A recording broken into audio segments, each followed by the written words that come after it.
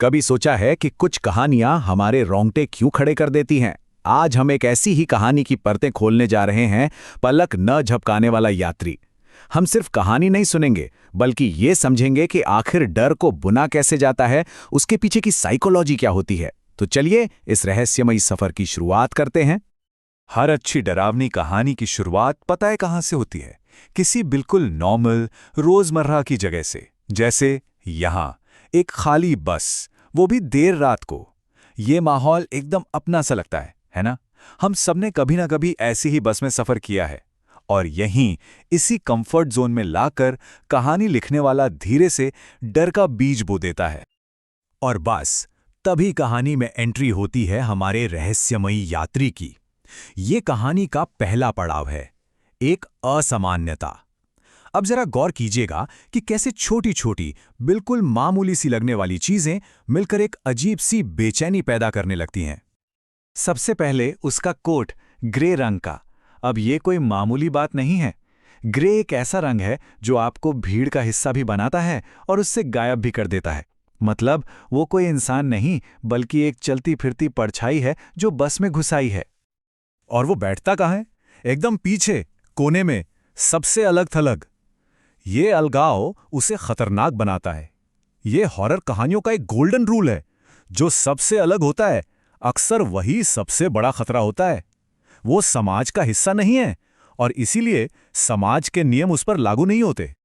अब आते हैं उसकी नजरों पर। वो बस एक टक सामने घूरे जा रहा है। ये नॉर्मल नहीं है। हम इंसान ऐसा नहीं करते।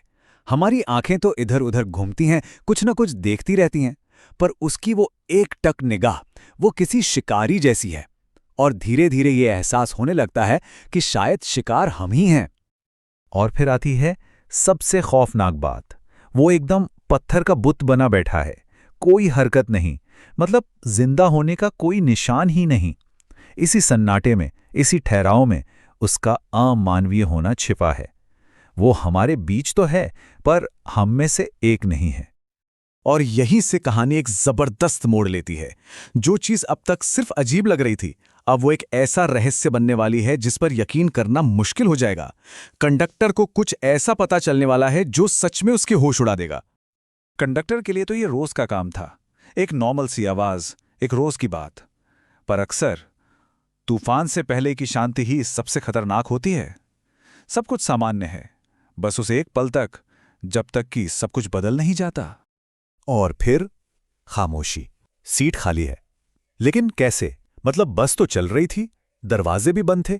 बस उसी एक सेकंड में फिजिक्स के, लॉजिक के, दुनिया के सारे नियम टूट जाते हैं।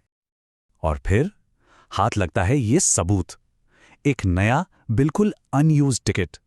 ये टिकट चीख चीख कर कह रहा है कि वो पैसेंजर कोई सपना नहीं था, वो सच में वहां था। पर यह सुराग जवाब देने की जगह सवाल को और भी ज्यादा गहरा और डरावना बना देता है।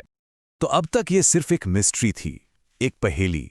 लेकिन अब हम लॉजिक की दुनिया छोड़कर सुपरनैचुरल दुनिया में कदम रखने वाले हैं। और अब ड्राइवर की जुबानी, ये जो नामुमकिन सी घटना है ना, ये एक खौफनाक हकीकत बनने वाली है।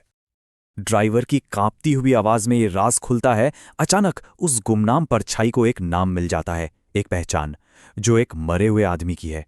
तो अब ये कोई मिस्ट्री नहीं रही, ये एक भूत की कहानी है।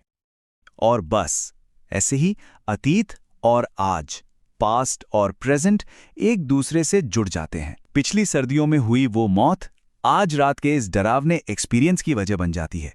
मतलब अब हमें पता है कि ये सब क्यों हुआ। और सच कहूं तो ये वजह घटना से भी ज्यादा डरावनी है।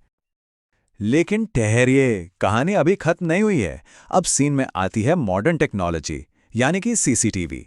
और ये कहानी को एक ऐसा फाइनल ट्विस्ट देती है जो किसी भी पुरानी कहानी से कहीं ज्यादा खौफनाक है।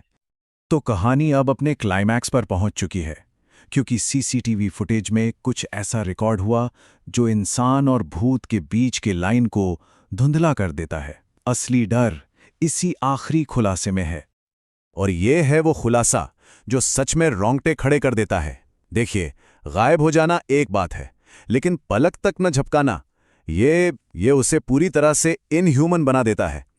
ये छोटी सी डिटेल ही इस बात का सबसे बड़ा सबूत है कि वो इंसान के रूप में कुछ और ही था। तो सवाल यही उठता है कि असली डर क्या है?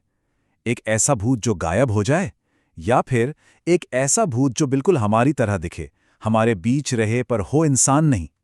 शायद सबसे बड़ा खौफ इसी बात का है कि जिस चीज को हम पहचानते हैं, असल में हम उसे जानते ही नहीं। इस पर सोचिएगा जरूर।